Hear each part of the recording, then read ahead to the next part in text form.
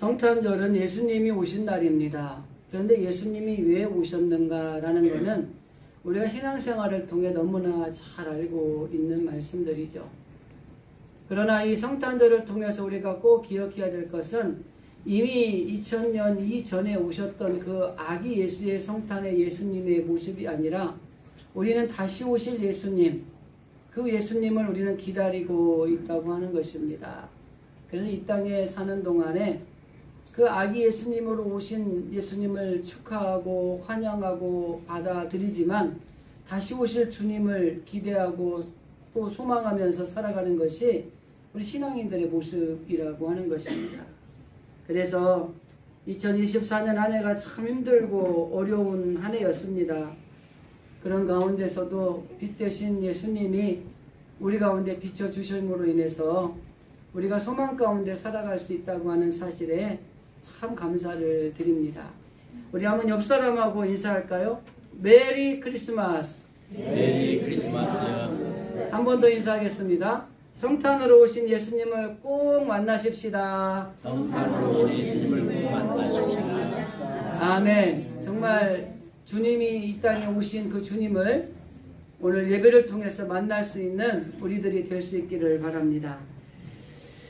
그 성경에 보면은 성탄으로 오신 예수님을 맞이하는 모습이 여러 가지로 기록이 되어 있죠.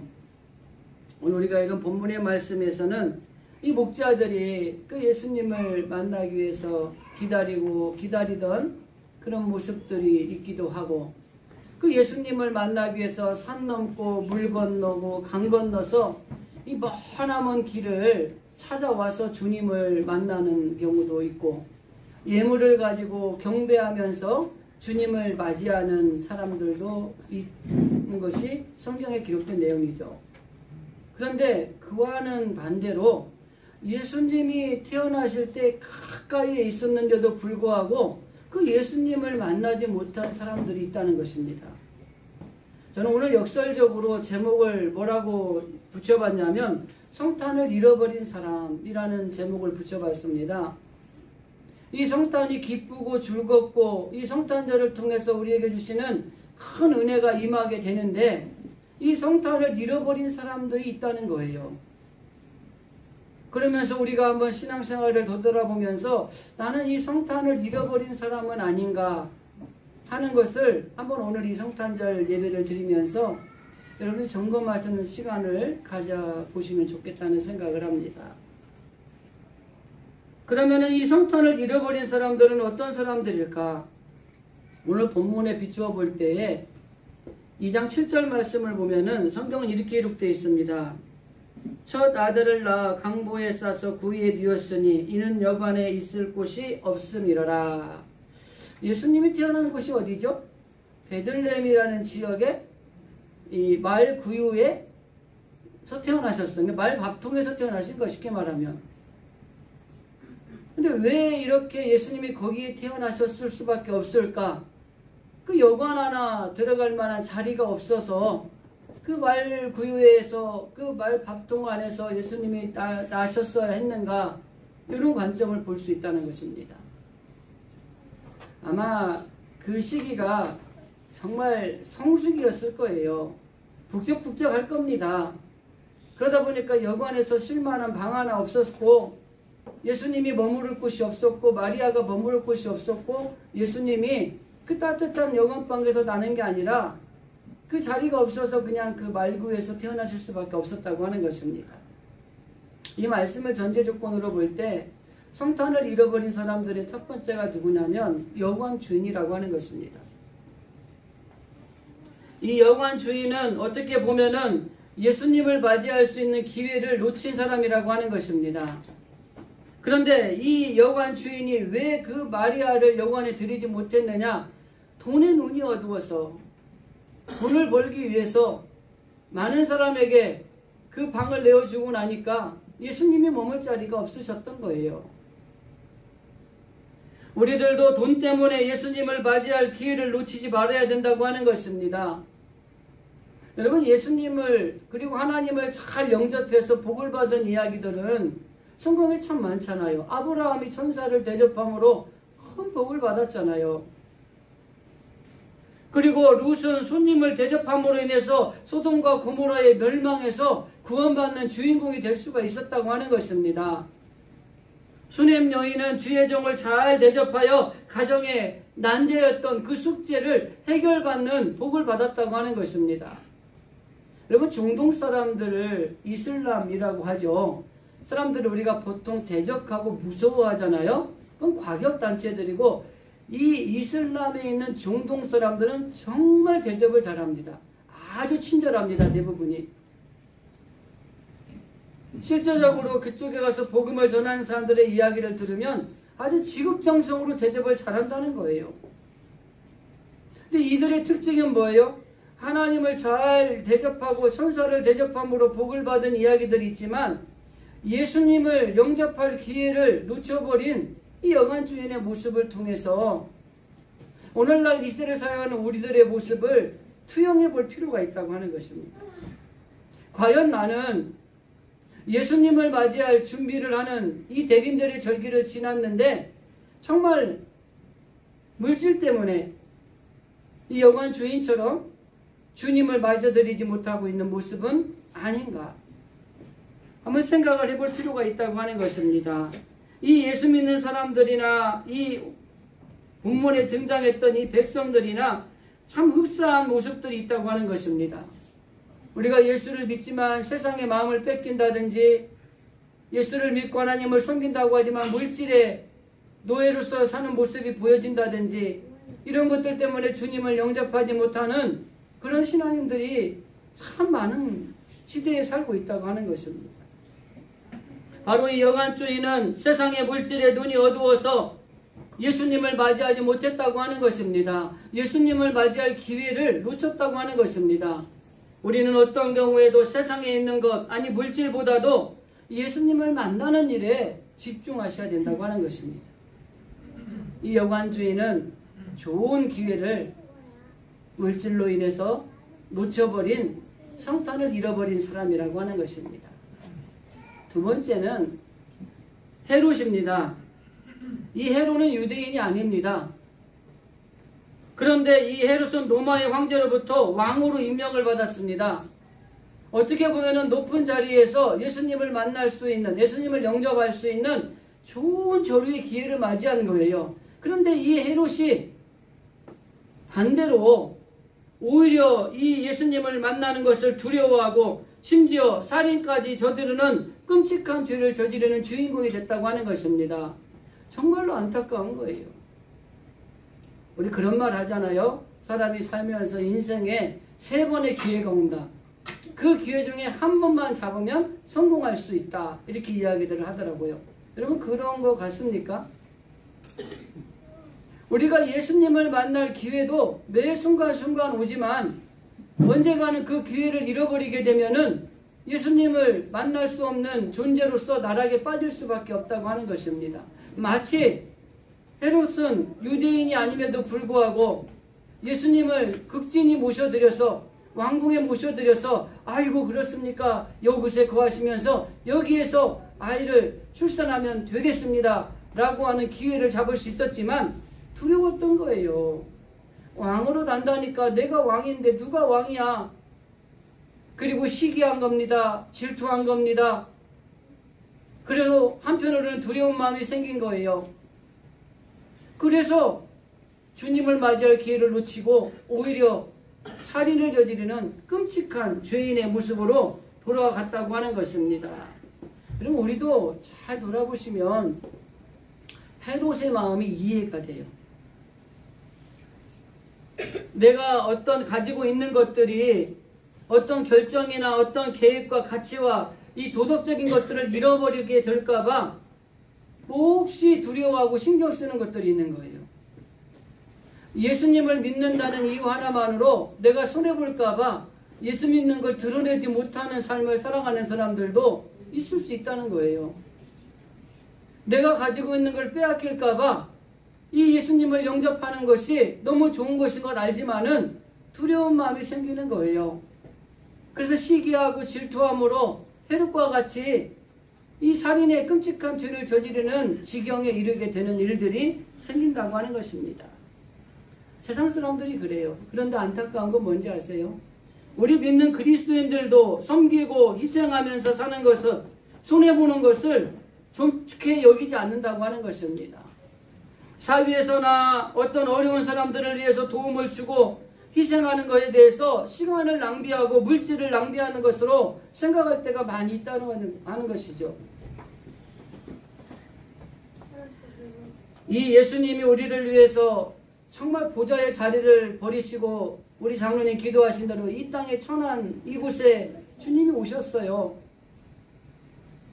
근데 그분이 왜 이 땅에 오셨냐면 딱 한 가지예요.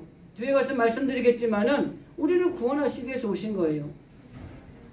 다른 말로 말하면 우리를 살리기 위해서 오신 것입니다.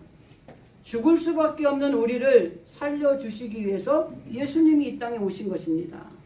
그래서 예수님을 겸손하게 또 섬기고 희생하고 이런 것들에게 배치된다면 사실은 과감하게 포기할 수 있어야 되는 것입니다. 아마 헤롯도 자기가 왕의 위치에서 그 예수님을 맞이할 준비를 잘했다면 참 놀라운 복을 받은 주인공이 됐을 겁니다. 아브라함처럼, 룻처럼, 수넴 여인처럼. 그런데 그는 세상에 있는 것들을 포기하지 못하고 세상에 있는 것들을 잃어버릴까봐 전전긍긍하면서 오히려 배척하고 그 모든 것들을 이겨내기 위해서 끔찍한 잘못을 저지르는 주인공이 되었다고 하는 것입니다. 그래서 우리가 헤롯의 길을 가면 예수님을 만날 수가 없어요. 그래서 성탄에 예수님을 만나기 위해서 헤롯이 세상에 가진 것들을 잃을까봐 두려워하던 것처럼 이런 마음을 가질 것이 아니라 그냥 세상에 있는 거 잃어버려도 나는 주님을 만나는 일에, 주님을 영접하는 일에 집중하겠다고 하는 이런 신앙을 가지는 것이 성탄을 잃어버린 주인공이 아니라 성탄의 주님을 영접한 주인공이 될 수 있다고 하는 것입니다. 그래서 헤롯은 자기의 가진 걸 잃어버릴까봐 주님을 영접하지 못하고 성탄을 잃어버린 주인공이 됐다고 하는 것입니다. 또 한 가지의 부류가 있습니다. 예루살렘 백성, 서기관, 대제사장들입니다. 이 서기관이나 대제사장들이나 예루살렘 사람들은 하나같이 내가 하나님을 제대로 잘 믿는 사람들이다. 나는 그래도 하나님을 믿는 일에 완전한 사람들이다라고 생각하는 사람들입니다. 이 예루살렘 백성들은 종교의식에 빠져 있었어요. 그래서 그들은 하나님을 잘 믿고 알기는 했지만은 사람의 생각 때문에 성탄을 잃어버린 주인공들이 됐다고 하는 것입니다. 우리는 그런 생각 좀 하지 않습니까? 나 정도면 신앙생활 잘하고 있는 거 아니야? 목사들도 빠지기 쉬운 착각이 뭔지 아십니까? 나 정도면 목회 잘하고 있는 거 아니야? 이런 생각들이거든요. 여러분, 이스라엘 백성 그리고 서기관이나 대제사장들은 자부하는 신앙인들이었습니다. 나 정도면. 그리고 비교의식이라는 것이 굉장히 이게 위험한 거거든요. 저는 종종 그렇게 얘기합니다. 비교를 하려면 누구랑 해야 돼요? 대부분 비교하면 누구랑 합니까, 여러분? 나보다 못한 사람. 그죠? 근데 이형 비교를 하려면 나보다 잘한 사람하고 비교를 하셔야 돼요. 그래야지 내가 부족함도 느끼고 더 열심히 하겠다는 결단도 생기는 거죠. 근데 대부분이 비교하면 그래도 뭐 저 사람보다 내가 낫지요. 이렇게 비교를 하거든요. 저렇게 잘하고 있는 사람보다 내가 부족하지요 라고 비교하는 사람은 별로 없다는 것입니다. 이 모든 걸 자부하는 이들이 결국에는 모든 걸 잘 아는 사람들이었어요. 예수님이 어디로 오실지, 예수님이 어떤 분인지, 하나님의 아들을, 그 모든 것들을 알고 있었던 사람들인데, 이 사람들은 예수님을 자기의 생각에 가두어서 예수를 믿었다는 것입니다. 우리 생각으로 예수님을 믿는 게 아니라 우리가 그분의 생각에 맞춰야 되는 거예요. 근데 우리는 하나님을 믿기는 믿는데, 하나님 나 이렇게 기준 세웠으니까 이렇게 따라오세요 이렇게 이야기하고 예수 믿는 거예요. 예수님을 우리가 모셔드리고 살기는 사는데 하나님 예수님 생각대로 하지 마시고 내가 이거 하고 싶을 때만 나와서 도와주시면 돼요. 힘들고 어려울 때 힘든 거 이겨내게 해주시고 뭐 필요할 때 필요한 거 주시고 이러면 돼요. 그리고 가만히 계세요. 이런 신앙생활하는 거예요. 그러니까 성탄을 잃어버린 사람들이 될 수밖에 없는 거죠. 주님의 마음에 주님의 생각에 우리 거를 맞춰야 되는데 우리 거를 정해놓고 하나님 보고 예수님 보고 우리 거에 맞추라는 거예요. 결과적으로 이 예루살렘 백성이라든지 이 서기관이라든지 대제사장이라든지 이런 사람들은 결과적으로 사람의 생각으로 예수님을 믿다가 예수님을 영접하지 못하는 성탄을 잃어버린 주인공들이 되어버렸다고 하는 것입니다. 우리가 한번 곰곰이 생각해야 될 게 나는 과연 정말 사람의 생각으로 예수님을 믿고 있는가? 그 주님의 마음에 우리의 마음을 맞추어서 예수님을 섬기고 있는가? 이거를 우리가 분명하게 좀 정리해 볼 필요가 있다고 하는 것입니다. 우리 지지난주엔가도 말씀을 드렸지만은 여러분 예수님이 왜 오셨습니까? 10절 11절 말씀을 한번 보면은 천사가 이르되 무서워하지 말라. 보라 내가 온 백성에게 미칠 큰 기쁨의 좋은 소식을 너희에게 전하노라. 오늘 다윗의 동네에 너희를 위하여 구주가 나셨으니 곧 그리스도 주시니라. 예수님이 크고 아주 여러분에게 큰 영향을 미칠 수 있는 기쁜 소식을 전해주는데 그게 뭐냐? 주님이 오셨다고 하는 것입니다. 그런데 여기 보니까 구주가 나셨으니 곧 그리스도 주다. 그분은 우리의 구주다. 구주로 오셨다는 거예요. 우리를 구원할 주님이라고 하는 것입니다. 그래서 큰 기쁨의 좋은 소식이고 우리에게 큰 영향력을 발휘할 수 있는 놀라운 소식이라고 하고 이렇게 말씀을 하고 있는 것입니다. 본문 10절에 보면은 천사가 이르되 무서워하지 말라라고 했는데 여러분 왜 무서워하는지 아십니까? 인간의 문제는요 죽음의 문제입니다. 운전하면서 안전벨트를 매는 것도 죽지 않으려고 안전벨트 매는 거고요. 몸에 좋다는 거 잘 먹는 것도 죽지 않으려고 오래 사시려고 드시는 거고요. 모든 것이 인간의 문제는 죽음의 문제하고 연결이 되어 있습니다. 그러니까 천사가 와서 좋은 소식을 전하는데 이게 두려운 거예요. 왜? 죽음과 연관된 문제가 있으니까. 예수님이 우리를 위해서 죽기 위해서 오셨어요. 그럼 우리도 예수 믿는 우리들도 사실은 주님을 위해 죽을 수 있어야 되는 것입니다. 두려운 거예요. 오늘날 다윗의 동네에 너희를 위하여 구주가 나셨으니 곧 그리스도 주시니라. 다윗의 동네 베들레헴에 너희의 죄를 해결하실 너희의 삭신 죽음의 문제를 해결하실 예수님이 오셨다. 이게 바로 예수님 오신 목적이라고 하는 것입니다. 이 외에도 우리들을 구원하시기 위해서 예수님이 오셨다고 하는 말씀들은 성경의 여러 곳에서 증언해주고 있습니다. 마태복음 1장 27절, 21절 아들을 낳으리니 이름을 예수라 하라. 이는 그가 자기 백성을 그의 죄에서 구원할 자임이니라. 요한복음 3장 16절 하나님이 세상을 이처럼 사랑하사 독생자를 주셨으니 이는 저를 믿는 자마다 멸망치 않고 영생을 얻게 하려 하심이라. 데살로니가전서 5장 9절 하나님이 우리를 세우심은 노하심에 이르게 하심이 아니라 오직 우리 주 예수 그리스도로 말미암아 구원을 받게 하려 하심이라. 하나님이 우리를 부르신 목적은 진노로서 우리를 해하려고 오신 것이 아니라 오직 예수 그리스도로 말미암아 구원을 받게 하기 위해서 오셨다고 하는 것입니다. 하나님이 자신의 목적대로 일하시는 것들 중에 하나님은 실패하시는 것이 없어요.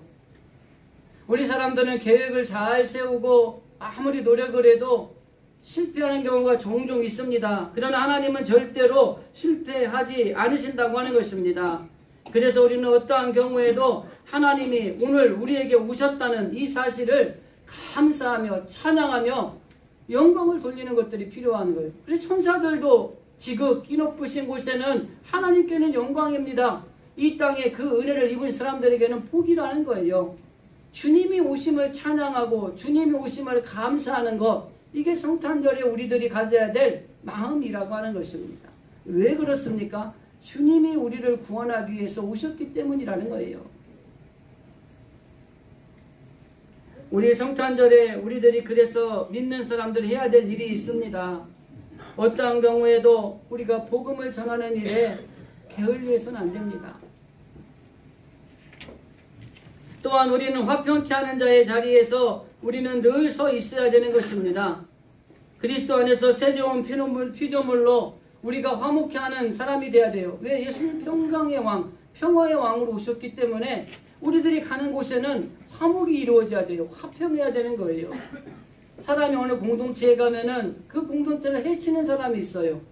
그런데 그 어떤 사람은 그 공동체에 가면은 화목케 하는 사람이 있어요. 여러분, 우리 그리스도인들이 어디를 가든지 이 화평케 하는 자의 위치에서 주님의 일을 감당하는 것들이 필요하다고 하는 것입니다. 왜? 주님이 우리를 화평케 하기 위해서 오셨기 때문에. 갈등이 해소되는 우리 사회, 참 이 나라 민족이 어려움이 있습니다. 이 모든 한국 교회를 통해서도 모든 것들이 정말 하나님 안에서 모든 갈등이 해소되기를 위해서 우리가 기도해야 되는 거예요.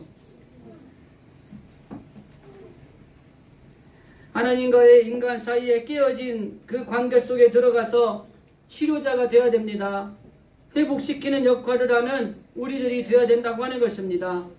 그리고 가난한 자, 소외된 자, 어려운 이들을 돌아보면서 그들의 마음을 또 우리가 함께 위로할 수 있는 그런 위치에 서야 된다고 하는 것입니다. 그 이유는 딱 한 가지예요. 예수님이 그 일을 하러 이 땅에 오셨기 때문에 그 은혜를 입은 우리들은 이 땅에서 그 주님의 일을 감당하는 것이 마땅하다고 하는 것입니다.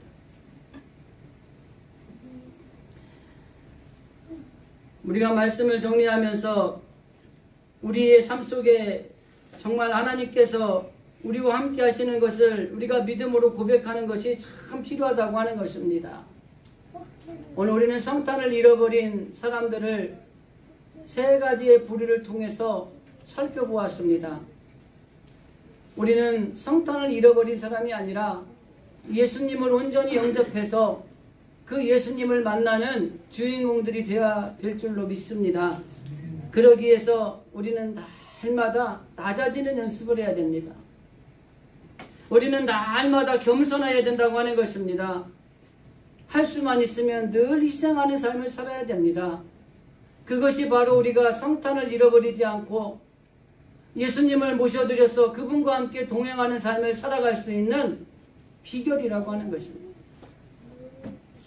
저와 여러분의 삶 속에 바로 이런 모습이 나타날 때 하나님을 만날 수 있고 그 하나님의 놀라운 은하, 의로움이 우리 가운데 있어서 말교에 오신 그리스도들을 만날 수 있는 주인공들이 될 수 있는 것입니다. 동방 박사들처럼 인내하고 구두의 열정을 가지고 주님을 만나기를 기대하시고 정성을 다하여 예물을 준비하여 주님께 올려드림으로 인해서 그 주님을 만날 준비를 하시고 그리고 더 나아가서 멀고 먼 길을 산 넘고 물 건너 주님 만나기 위해서 찾아왔던 그들을 생각하면서 오늘 성탄절만이 아니라 여러분의 신앙의 노정의 일정 가운데에 이 성탄으로 오신 예수님, 이 예수님을 잃어버리는 사람이 아니라 이 성탄으로 오신 예수님을 모셔드리고 그분을 만나고 그분과 함께 동행하는 정말 성탄을 잃어버린 주인공이 아니라 성탄의 주님을 만나서 그분과 동행하는 그런 우리 진실의 성도들이 다 될 수 있기를 주님의 이름으로 간절히 기도드립니다. 요한복음 5장 24절 예수님께서는 이렇게 말씀하십니다. 내가 진실로 진실로 너희에게 이르노니 내 말을 듣고 또 나 보내신 이를 믿는 자는 영생을 얻었고 심판에 이르지 아니하나니 사망에서 생명으로 옮겼느니라. 예수님을 모셔드리고 그분과 함께 동행하는 것은 사망에서 생명으로 옮겨진 삶을 살아가는 것입니다. 우리 모든 성도들이 이 성탄절 아침에 성탄을 잃어버린 그 사람들과는 다른 성탄의 주님을 모셔드리고 그분을 만나서 사망에서 생명으로 옮겨지는 삶을 살아가는 우리 성도들이 다 될 수 있기를 주님의 이름으로 간절히 기도드립니다. 아멘.